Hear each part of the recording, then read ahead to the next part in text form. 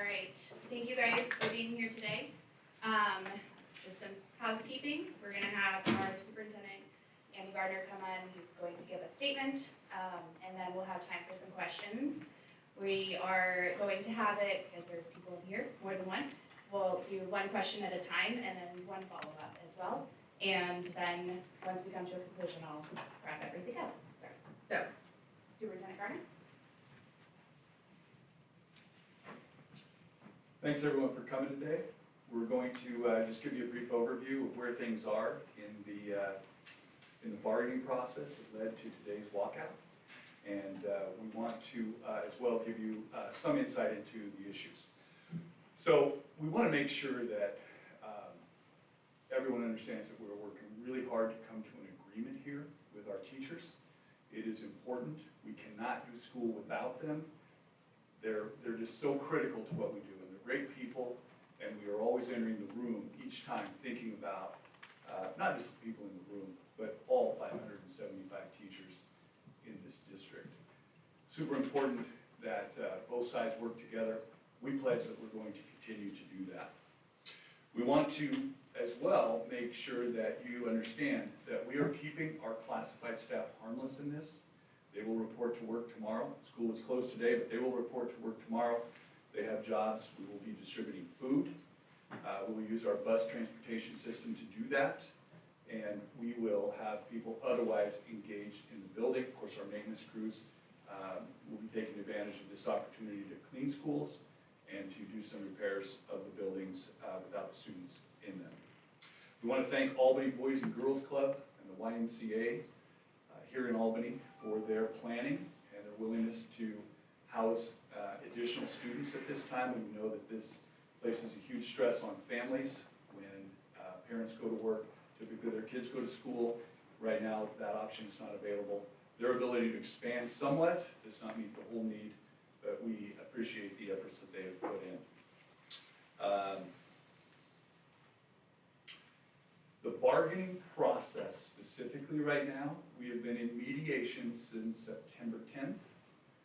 We have had 5 days of full mediation. Most of them have run into the evenings. Last night, after yesterday's mediation, lasted until 2 a.m.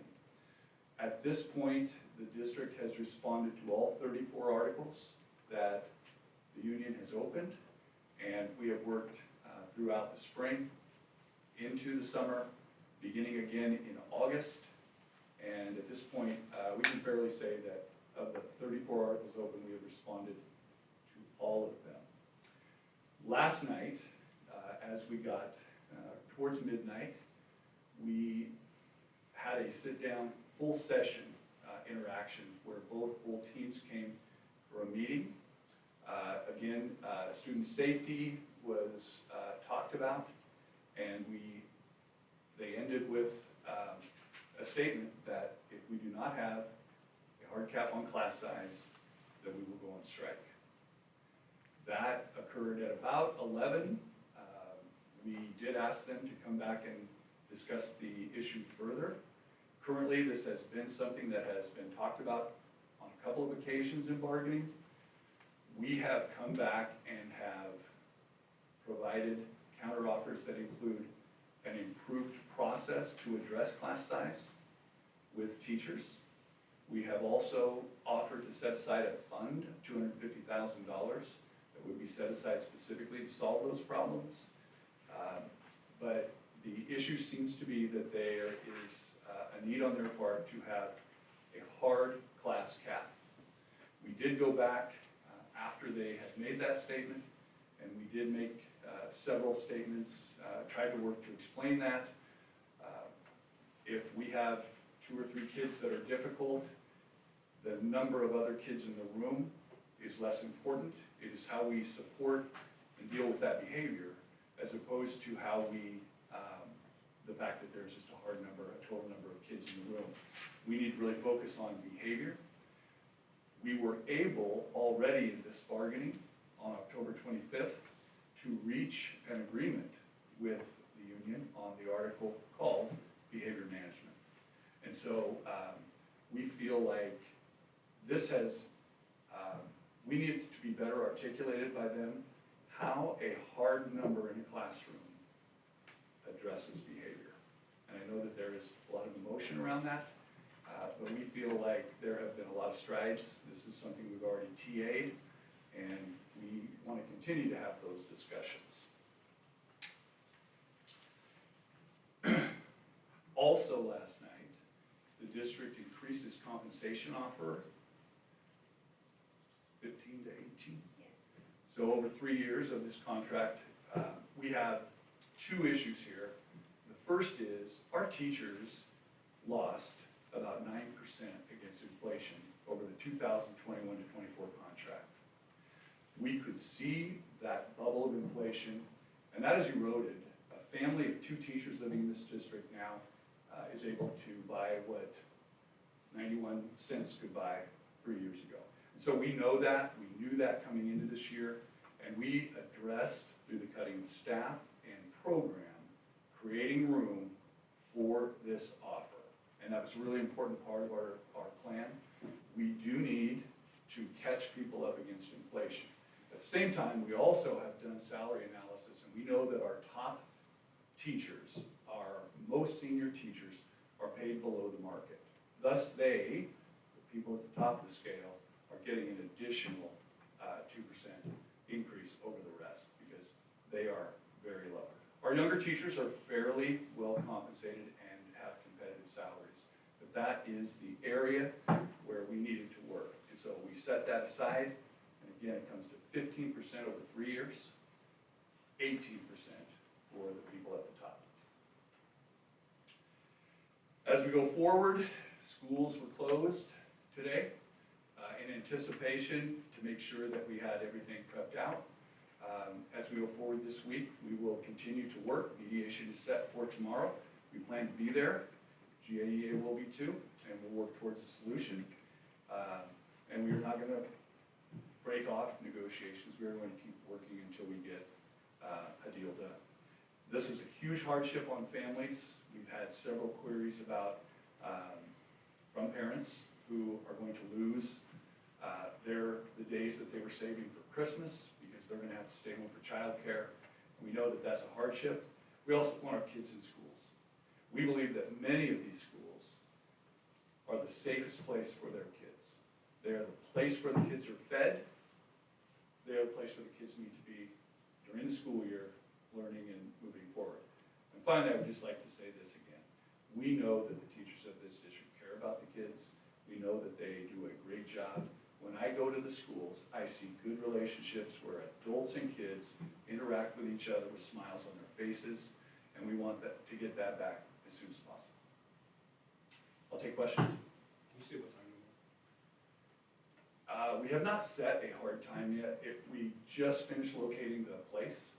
Mediation, once the strike is set, does not occur in any district building. So, Hans. Are there any plans for makeup days, or that the district is working on in anticipation of day being closed for students and then maybe future days being missed? Great question. The question, I'll try to repeat the questions.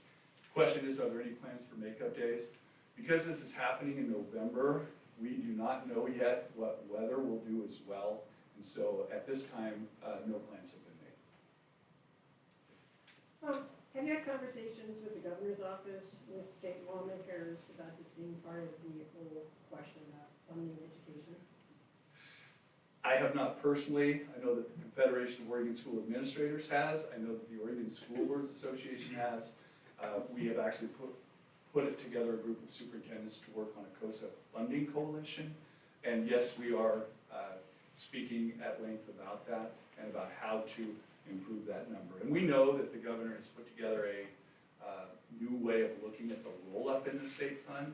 The only thing that I would see is missing is there doesn't seem to be anything in that that acknowledges that over the last 3 years, we did lose approximately 9%. What do you see if you give the teachers what they're asking for to settle this based on what they're asking for? What do you see as the repercussions? Well, I think the class size cap becomes a pretty blunt tool to deal with, for example, behavior.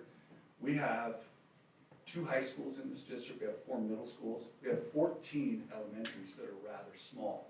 If we were to add a teacher because of a class size cap being in excess, many of our schools don't have another room. There is there are just some challenges with that, and so the cap actually is language that will cost money. So that's an issue. But at the same time, both groups, and I compliment the teachers, they had started with a large insurance. They learned that they had a good insurance number here compared to other districts. They have come down, and we have a general agreement, I think. We're pretty close on insurance. And I think both groups are in agreement that we need to catch them up. And so the compensation doesn't seem to be the issue. It seems to be more about safety behavior.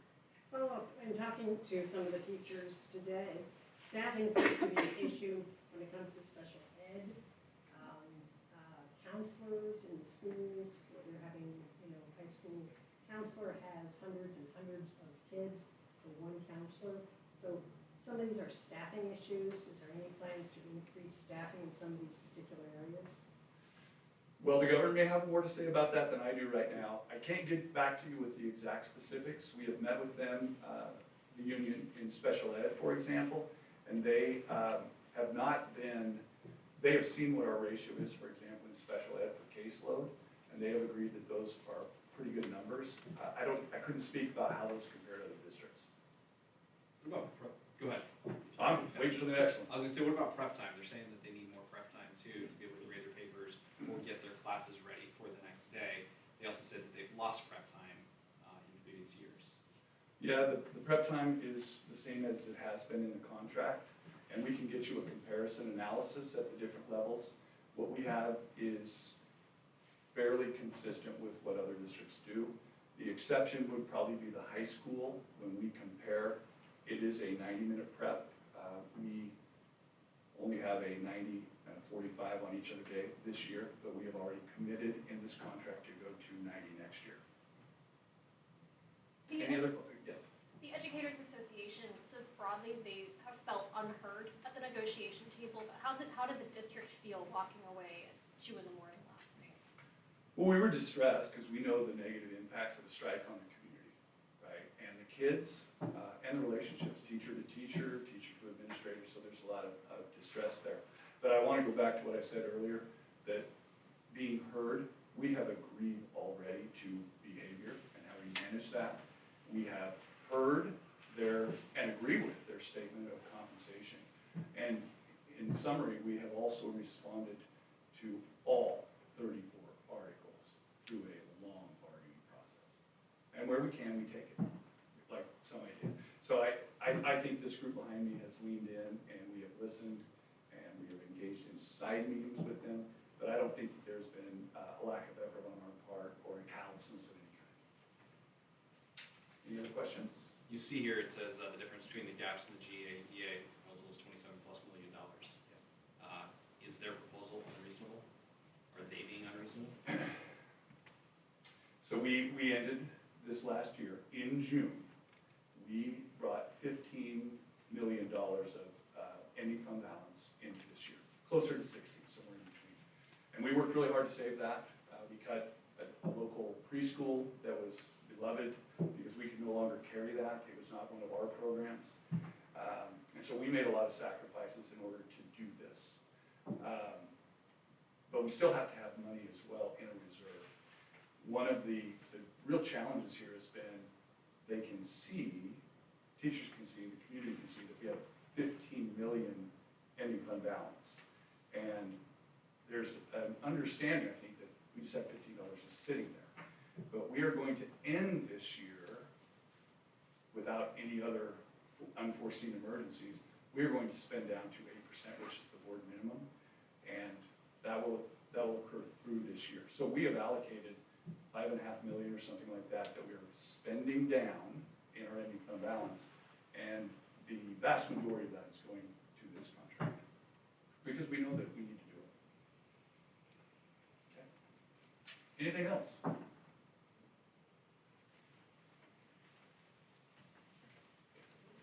Thank you, guys. Thank you. Thank you guys for being here. If you have any follow-up questions moving forward, feel free to email me. And otherwise, we will just keep you guys updated on next steps and if we were to